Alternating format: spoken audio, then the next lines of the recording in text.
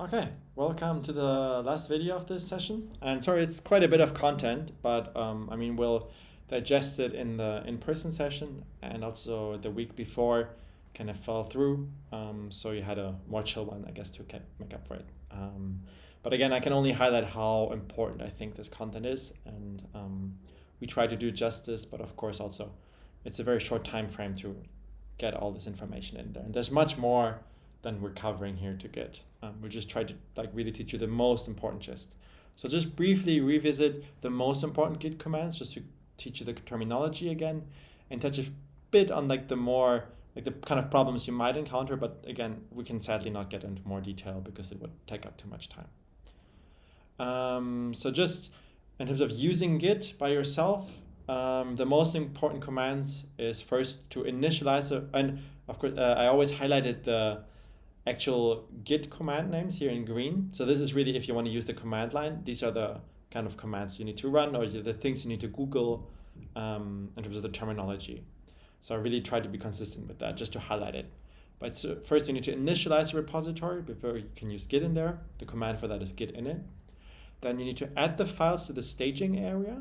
So that's where they're like staged before committing. It's like the tiny checkbox you clicked. The git command would be git add. And then you will need to commit them. So whenever you have made substantial changes, you put them in this like git history forever, hard to change, by committing it, as the name already says, right? Like you can just commit to these changes. And you can see the history of your commits in the git log. So that's like this history button that we had in RStudio. And just to briefly get a bit into more of like the details behind it. So there's kind of three types of changes in Git. So first, it's much easier like abstracted away in RStudio, but just so you know that this exists, this distinction.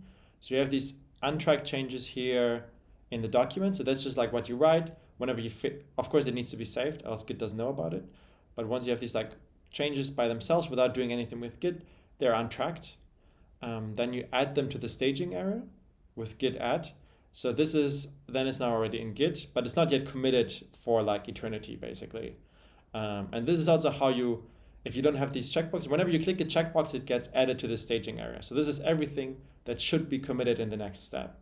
And then once you're done with the staging area, you use git commit to move everything from here to the repository to the big history of Git changes.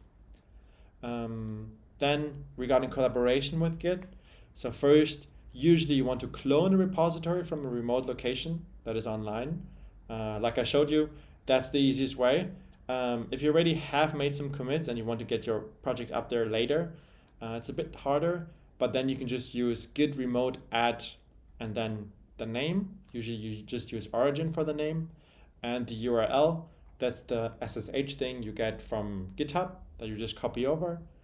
And then you use git push to get all your changes to GitHub, to the remote, to online, to whoever has it there.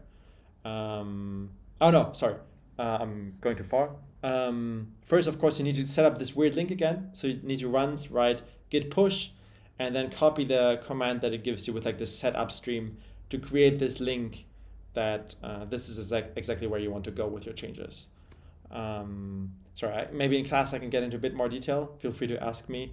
The technicalities unfortunately get really complicated here just because there can be complicated setups and Git needs to support them. It's just that if you have this simple setup, it has a bit of extra complications. But once you have this set up, or if you just get the easy way of setting it up via git clone, you can first always pull others' changes and then you can push your own. If you try to push and there are changes from others already there, and you didn't pull them, you're gonna get an error. It's no big deal, then you just need to pull, but just know this is the standard way of doing it, and you will encounter it if you collaborate with others. Again, to kind of show this visually, you have your computer, you pull the changes from GitHub or wherever on the origin, and then you push your changes there. Again, don't worry about this. We'll go into this in like more in the class, but I want you to know this terminology already. And then last, just to briefly tell you that this can be an issue, and then I like leave you to it. there's so-called merge conflicts, and this is the most annoying thing about Git. Like I told you, I really think it's like definitely worth it to learn Git and everything, but this is the one thing I want you to know that it exists. So it could be the case. I have a file here called hello world. Not called. It's a script, just like some text file, and in it written is hello world. And so now I go ahead and change this to hello you. In the meantime, my collaborator, maybe it's Jacob, whoever, changed this to hello there. So made different changes to the same line. So right, Git is really smart about combining all your changes together, but this is where it gets a bit confused. And of course, because there's no solution, right? How does it know which one of us is correct? How are we resolve this issue? So now, if my collaborator pushed this already to the origin, to GitHub or whatever, I pull their changes, I already committed this, I'm gonna get an error. I'm gonna get a merge conflict, and Git is gonna be like, oh no, I cannot do this by myself, and it's gonna give you this error message, and then you need to go into the file yourself and like need to just deal with it, and like you'll see it like it's right then both lines with like, this is coming from you, this is coming from them, pick one and then commit your changes. But just so you know, this can happen. So in general, what I would always suggest is, especially if you're still new to Git, just always like do many pulls in between. So if, for example, now we have like a, so now this is, actually, okay, now this would be on the collaborators version, I think. Yeah.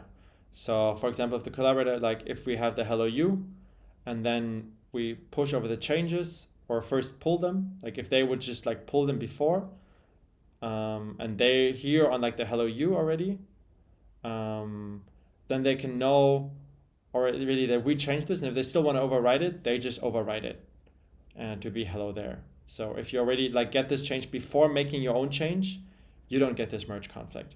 So that's why this is in general, like always, I would suggest to do like as many pulls as possible to avoid running into these errors later, right? Like don't make many changes, keep them on your machine, and only then send them to others. Like also push always, like just use this pull push cycle as much as you can so everyone is on the same page. Of course, your collaborators need to do the same. Sorry if this is getting a bit confusing. But again, we'll revisit quite a bit of this again in the practical, because of course it's complicated, it's important really, and I'm happy to get into more detail, like ask all your questions, like really, if anything of this is unclear, just write it down, tell me in class, and we'll like really work through it. And I can also demonstrate much more,